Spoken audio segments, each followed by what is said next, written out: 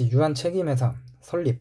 실제 형성 절차는 정관의 작성, 출자의 이행을 거치면 이제 회사의 실체가 형성이 된다. 이때 LLC의 정관은 절대적 기재사항은 세 가지, 사원, 업무 집행자, 자본금 이렇게 세 가지가 절대적 기본 사항이다.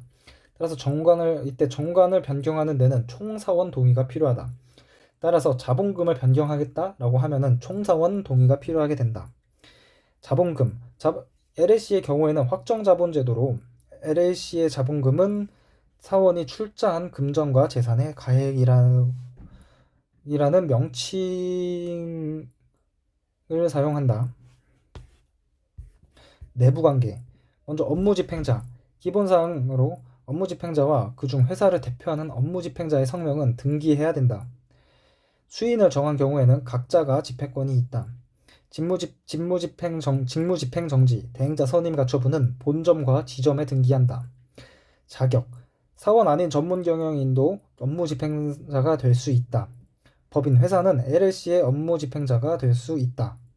직무를 행할 자를 정해서 다른 사원에게 통지를 해야 된다. 이때 책임. 업무집행자가 그 업무집행으로 인하여 타인에게 손해를 입힌 경우 회사는 그 업무집행자와 연대하여 손해배상할 책임이 있다. 위무. 경업금지의 위무 있고 따라서 이 일을 승인하기 위해선 사원 전원 동의가 필요하다. 이를 위반했을 경우 개입권, 손해배상 청구, 제명을 할 수 있다. 자기거래금지 의무도 존재하는데 이 일을 승인하기 위해서는 다른 사원 과반수 동의가 필요하다. 그럼 사원.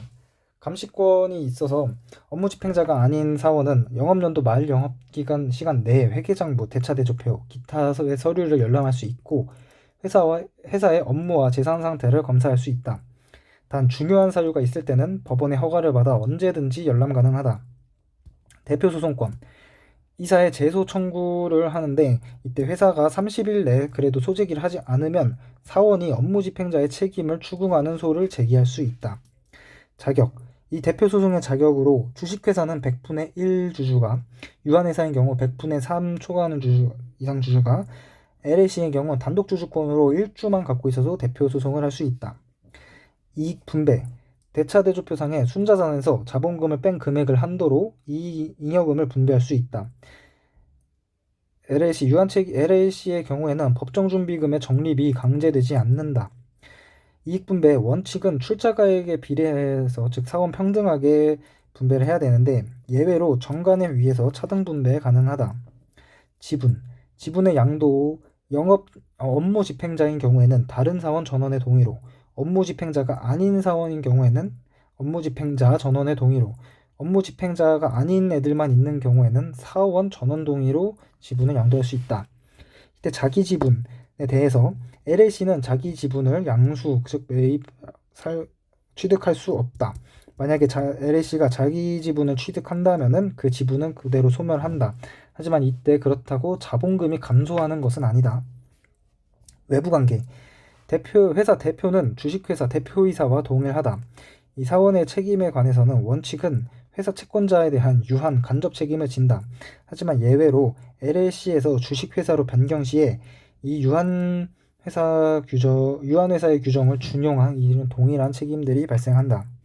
입사, 효력 발생, 정관 변경, 납입 완료가 다 끝났을 때 입사하는 효력이 발생한다. 납입 완료까지 다 정관을 변경하고 납입을 완료해야 됨. 퇴사, 한명회사를 준용하는데 따라서 임의퇴사, 법정퇴사, 지분압류 채권자의 퇴사 청구가 있고 이때 법정퇴사에는 사성파 플러스 제명이다.